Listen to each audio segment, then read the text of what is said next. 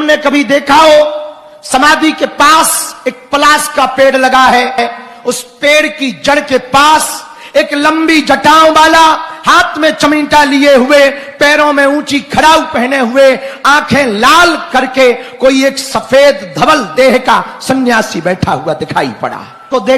उनको देखकर पहले तो डर गए, चौंक गए, बाद में कांपने लगे, पर हमारे दादा ने पीछे से धक्का दिया, डर मत, ये तुम्हारा गुरु है, वो तुम्हारा इंतजार कर रहा है। तो हमने थोड़ी देर आंख से आंख मिलाई, थोड़ा दम आई, चेहरा कुछ पहचाना सा लगा, बचपन में जो सपने आया करते थे वैसे ही कोई दिखाई पड़ा, और उनकी जो पहली आवाज थी वो ये थी, बड़ा इंतजार किया है। तो हम भी रोने लगे और वो भी रोने लगे।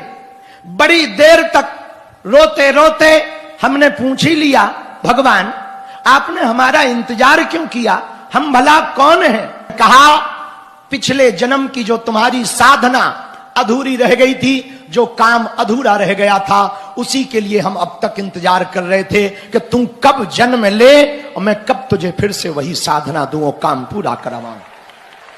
हम ना समझ पाए, ना समझ बच्चे क्या समझ पाते।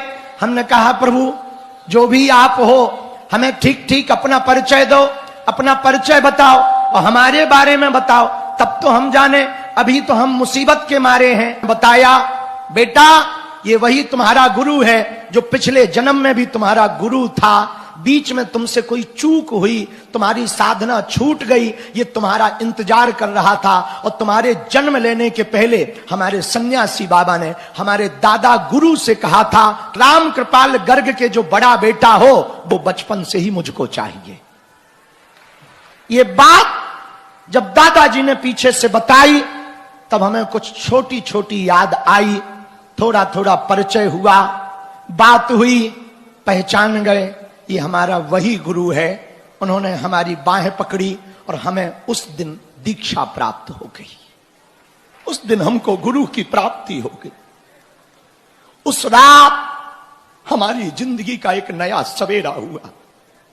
छोटे से गांव में जन्मे, छोटे से परिवार में जन्मे, असहनीय पीड़ा से निकल के गए, भूख से व्यथित होकर के गए थे। क्या पता उस रात ऐसा होगा, धीरेन्द्र नाम का आदमी खत्म हो गया, धीरेन्द्र कृष्ण शास्त्री पैदा हो गया।